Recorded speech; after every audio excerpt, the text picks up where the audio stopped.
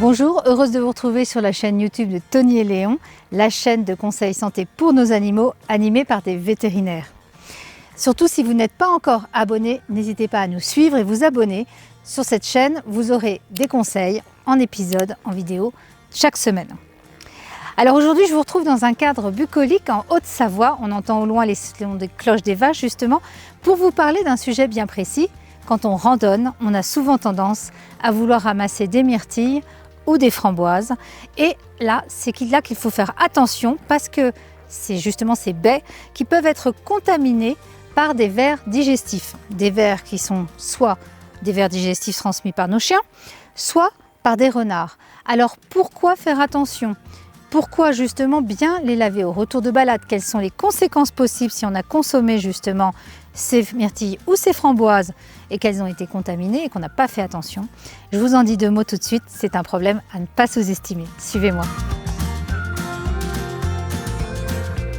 Alors pourquoi aborder ce sujet? Ici, on l'aborde en montagne parce qu'évidemment, ce sont des chiens ou des renards qui peuvent infester les baies contaminées.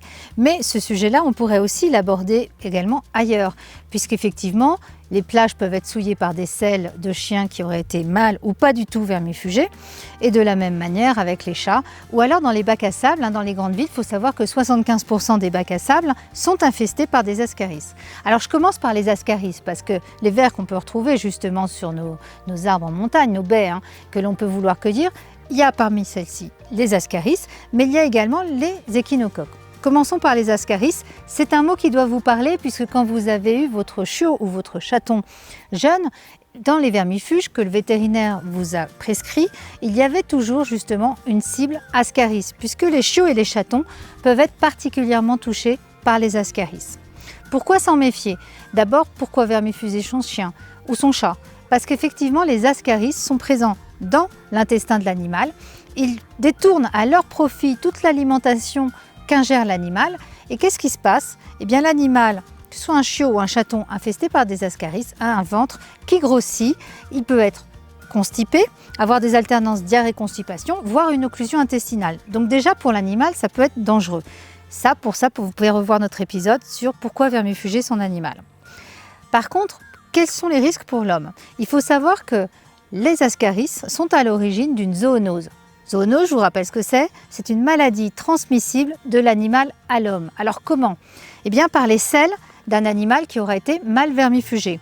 En effet, les vers qui sont présents dans l'intestin du chien ou du chat se retrouvent dans ces selles et ensuite donc dans l'environnement. Ici en montagne, on aura plutôt des chiens qui sont en randonnée, voire des renards. Et si les chiens n'ont pas été bien vermifugés, eh bien potentiellement, ils peuvent aller justement faire leurs selles au niveau des arbustes, au pied des arbustes, et donc souiller les fruits que vous pourriez être amené à vouloir récolter. La toxocarose, elle peut être excessivement grave. Pourquoi? Parce que justement, ces toxocaras peuvent être à l'origine de maladies, à l'origine d'une cécité lors de larva migrans, voire de problèmes oculaires qui peuvent être gravissimes. Chez l'homme adulte, mais aussi et surtout chez les enfants. Pourquoi? Parce que les enfants, quand ils vont jouer sur une plage, dans un bac à sable, ou même qu'ils vont cueillir des myrtilles ou des framboises en montagne, qu'est-ce qu'ils font? Ils portent les mains à leur bouche et puis parfois ils ne pensent pas forcément à laver les fruits qu'ils viennent de récolter tellement ils en sont contents. Donc, la première chose à faire, que ce soit dans un potager, dans un bac à sable, n'importe où, on lave toujours les fruits et les légumes que l'on récolte. Pensez qu'il peut toujours y avoir un animal qui est passé par là et qui peut avoir souillé l'environnement. Je vous rappelle que les bacs à sable ou même dans les airs, n'importe où les animaux vont faire leurs besoins, il faut savoir que tout ça c'est souillé, que tous les animaux ne sont pas vermifugés correctement. Et donc même quand c'est retiré, que les selles sont retirées justement des lieux, eh bien les larves peuvent avoir une survie très longue dans l'environnement. Là, c'était pour ce qui était des ascaris. Et justement, ces ascaris à l'origine aussi de retard de croissance chez nos chiots et nos chatons. Maintenant, on va parler des échinocoques.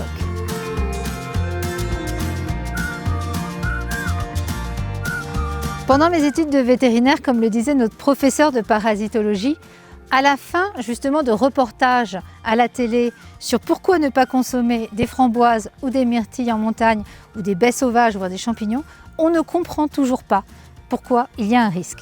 Je vous en ai parlé, ce risque c'est lié aux vers digestifs qui sont justement transmis par les selles de renards ou de chiens qui auraient été mal vermifugés.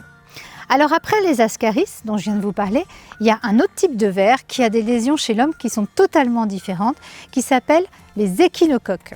Deux types avec des noms latins un peu tordus mais amusants, Echinococcus multilocularis et Echinococcus granulosus.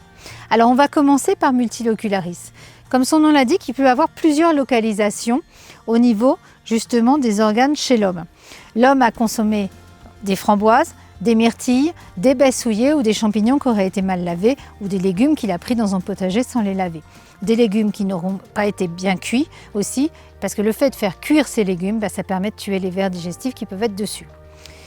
Multilocularis, justement, ces échinocoques se développent très lentement dans l'organisme chez l'homme. Ils peuvent mettre jusqu'à 15 à 25 ans avant que des lésions apparaissent.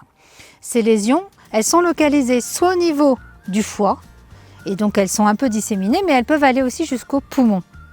C'est donc une zoonose qui n'est pas anodine, d'autant plus que le retrait de ces lésions doit se faire par une chirurgie.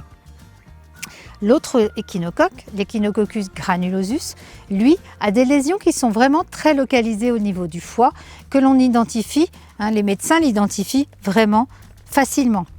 Et là, pareil, c'est environ 500 interventions par an en France de retrait chirurgical de ces lésions, donc ce n'est pas totalement anodin non plus. Tout ça pour vous dire que lorsqu'on se balade en randonnée dans un cadre bucolique, qu'on a envie effectivement de tout oublier, qu'on est content de faire justement cette cueillette, que ce soit tout seul ou en famille, que l'on va dans des potagers, même de potagers de membres de la famille parfois qui n'ont pas forcément été protégés, des animaux extérieurs, des chats qui peuvent se balader, faire leur selle, ou alors de chiens qui ont été mal vermifugés, eh bien pensez toujours à bien laver vos aliments ou la récolte de vos cueillettes et pareil de bien les faire cuire. C'est ce qui permettra de tuer tous ces vers qui potentiellement peuvent un jour engendrer des choses graves chez nous humains et aussi en particulier avec les ascaris chez nos enfants. Tout ça pour dire, en résumé, l'hygiène, elle est importante pour nous, hygiène des mains de nos enfants qui ont tendance à porter les mains à la bouche, de nos mains, de nos fruits et légumes et puis bien vermifuger votre animal tout simplement parce que c'est ce qui lui permettra d'éviter d'être porteur de vers digestifs et c'est ce qui sera justement en faveur de son bien-être. J'espère que vous avez aimé cet épisode, n'hésitez pas à le liker, le partager, vous abonner à notre chaîne YouTube de Tony et Léon et à très vite pour un autre épisode. À bientôt.